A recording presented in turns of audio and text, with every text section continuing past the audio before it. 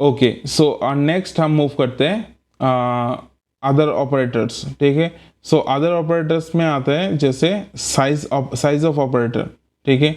So size of operator किस काम में यूज होता है? Size of is much used in the C programming language. It is a compile time unary operator, ठीक है, which can be use to compute the size of the operand, ठीक है। अगर कोई ऑपरेंट है, ठीक है, एंड उस ऑपरेंट का हमको साइज निकालना है, ठीक है, तो हम साइज ऑफ ऑपरेटर को यूज करते हैं, ठीक है। The result of the size of operator of the unsigned integral type which is usually denoted by size underscore t. Basically the size of operator is use to compute the size of the variable, ठीक है। Normally हम size of operator को use करते हैं जो variable हम use करेंगे उस वेरिएबल का साइज को चेक करने के लिए, ठीक है। सो एक बार देख लेते हैं कि कैसे साइज ऑफ ऑपरेटर को हम कर सकते हैं। जैसे ए हो गया, ठीक है, एंड इस पे अगर हम इस पे एक स्टेटमेंट डालते हैं, ठीक है। सो यहाँ पे एक स्टेटमेंट डालते हैं एंड इस पे साइज ऑफ लिख देते हैं, साइज, ठीक है, साइज ऑफ ए, ठीक है। सो यहाँ पे साइज ऑफ को यूज करते हैं, ठीक है, साइज ऑफ ए, ठीक है। तो देखते हैं क्या आता है इसका। सो साइज ऑफ ए इज 4। सो ए 4 का मतलब है ये जो ए है, ये क्या है, एक इंटीजर है, ठीक है। सो इंटीजर का जो साइज है वही साइज यहाँ पे शो कर रहा है, ठीक है। अगर मैं यहाँ पे एक फ्लोट नहीं, एक डबल लेता हूँ, ठीक है, एक डबल वैल्यू लेता हूँ, डबल ए, ओके, एंड इस पे हम अगर डबल ए डालें, ठीक है, एंड इस पे हम डबल ए डालें तो इसका वैल्यू क्या आना चाहिए? इसका वैल्यू आना चाहिए 8। दैट इज डबल का साइज कितना है? 8, ठीक है। समझ में आ रहा है कैसे हम साइज ऑफ ऑपरेटर को यूज कर सकते हैं? ओके, सो नेक्स्ट देख लेते हैं कॉमा ऑपरेटर के बारे में, ठीक है। So the comma operator is a binary operator that evaluates its first operand and discards the result. It then evaluates the second operand and returns its value. मतलब comma operator एक बार जो इसमें जो फर्स्ट ऑपरेंड है वो first operand को discard कर देता है एंड सेकंड ऑपरेंड को एज ए रिजल्ट की टाइप शो करता है, ठीक है। एंड दिस का comma operator has the lowest precedence in C operator. तो सी ऑपरेटर में ये बहुत ही कम यूज़ होता है। So comma operator acts as a both operator and separator. So ये ऑपरेटर की तरह भी यूज़ होता है एंड इसको सेपरेटर की तरह भी हम यूज़ करते हैं। जैसे यहाँ पे एक कॉमा हमने दे दिया, ठीक है, इसके बाद हम वैल्यू देते हैं, मतलब वेरिएबल देते हैं। सो यहाँ पे ये सेपरेटर की तरह यूज़ हुआ है एंड इसको अगर हम एज ए ऑपरेटर की तरह देखें, ठीक है, सो यहाँ पे हम एक प्रिंटफ ले लेते हैं, ठीक है।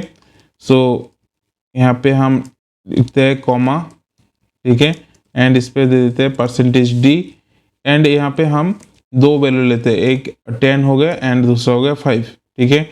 सो इसको अगर अभी मैं रन करूँ तो यहाँ पे फर्स्ट जो इसका ऑपरेंड है उसको वो डिस्कार्ड कर देगा, ठीक है, यहाँ पे कॉमा डाला है। सो सेकंड ऑपरेंड को वो प्रिंट करेगा, ठीक है। सो यहाँ पे एक स्लैश दे देते हैं। सो इसको अगर मैं रन करूँ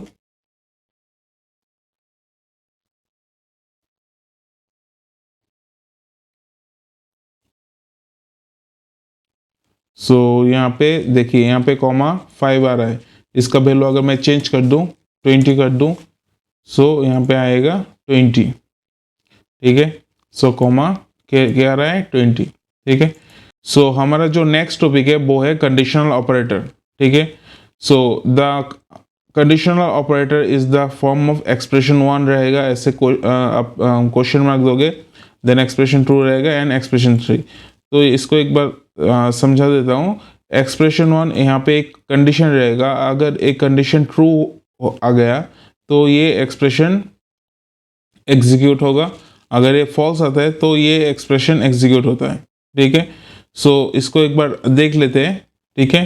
से कैसे हम कंडीशनल ऑपरेटर को यूज़ कर सकते हैं, ठीक है। सो यहाँ पे एक वेरिएबल है सी, तो सी को हम यूज़ करेंगे। सो सी में हम एक वैल्यू स्टोर करेंगे, ठीक है। सो सी में हम वैल्यू स्टोर करेंगे। अभी यहाँ पे एक कंडीशन देते हैं, ठीक है। यहाँ पे कंडीशन देते हैं ए ग्रेटर देन बी, ठीक है, ए ग्रेटर देन बी, ठीक है। एंड यहाँ पे हम एक क्वेश्चन मार्क दे देते हैं। अगर ए बी से बड़ा होता है देन इस पे स्टोर करना है कितना, 20, ठीक है। और अगर ये एस बी से बड़ा नहीं होता है तो यहाँ पे स्टोर करेंगे 10, ठीक है। समझ में आया? सो इसको एक बार रन करने से पहले यहाँ पे एक प्रिंट स्टेटमेंट लिख लेते हैं, प्रिंट एफ, एंड यहाँ पे लिख लेते हैं वैल्यू ऑफ सी, ठीक है। परसेंटेज डी देते हैं एंड सी को प्रिंट करते हैं, ठीक है। सो इसको अगर मैं अभी रन करूं तो देखते हैं सी का वैल्यू क्या आ रहा है।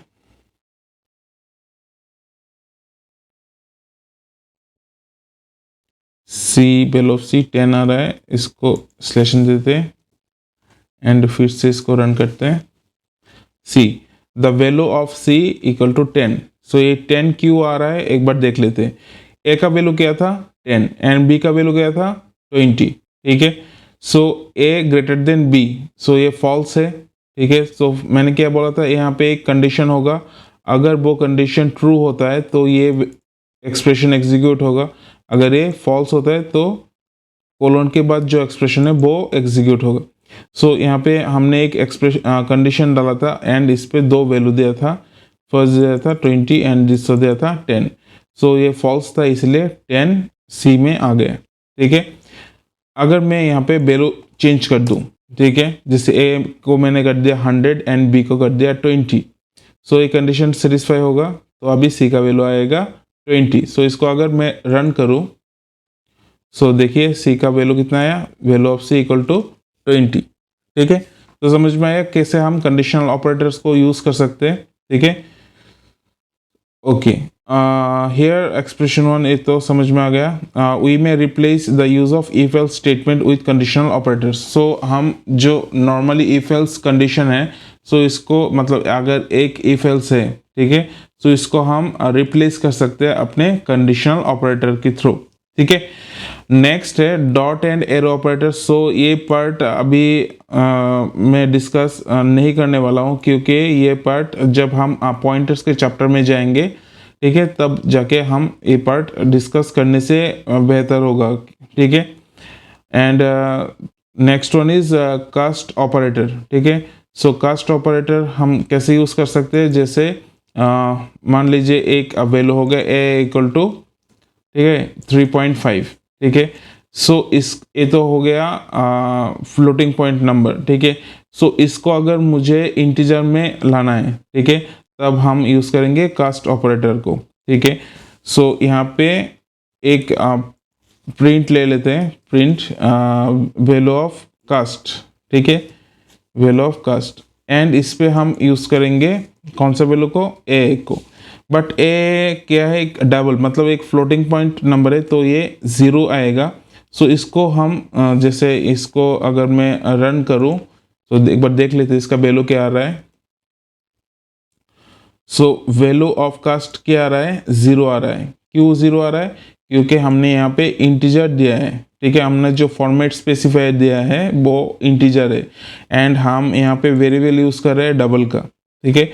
सो इसको हम इंटीजर कर सकते हैं। सो यहाँ पे हम लिखेंगे int, ठीक है, एंड दैट्स इट। आप अभी इसको रन करो, ठीक है। सो इसका वैल्यू क्या आ रहा है 3, दैट इज ये जो फर्स्ट जो पार्ट है वो ही आएगा, ठीक है, पॉइंट के बाद जो नंबर है वो नहीं आएगा, ठीक है। सो इस तरह हम कास्ट ऑपरेटर को भी यूज़ कर सकते हैं, ठीक है। जैसे यहाँ पे एक एग्जांपल दिया गया है int 2.20, ठीक है, रिटर्न क्या करता है 2, that is the first part, okay. So a cast is a special operator that forces one data type to be converted to another. मतलब एक डाटा टाइप से हम दूसरे एक डाटा टाइप में कन्वर्ट कर सकते हैं, ठीक है, कास्ट ऑपरेटर से। सो इसका कैसे हम यूज़ कर सकते हैं, जैसे यहाँ पे टाइप देके देन आफ्टर दैट हमारा जो एक्सप्रेशन है मतलब जो वेरिएबल है वो रहेगा, ठीक है। And the last part is and star operator. So इसको भी मैं अभी डिस्कस नहीं करने वाला हूँ, ठीक है, क्योंकि ये ए बी पॉइंटर के चैप्टर में जो है वहाँ पे हम इसको डिस्कस करेंगे, ठीक है, एंड पॉइंटर ऑपरेटर को, ठीक है। सो आई होप ऑपरेटर का जो पार्ट है हमने क्लियर कर लिया, ठीक है। सो हमने इस वीडियो पे क्या क्या सीखा है एक बार देख लेते हैं रिकैप।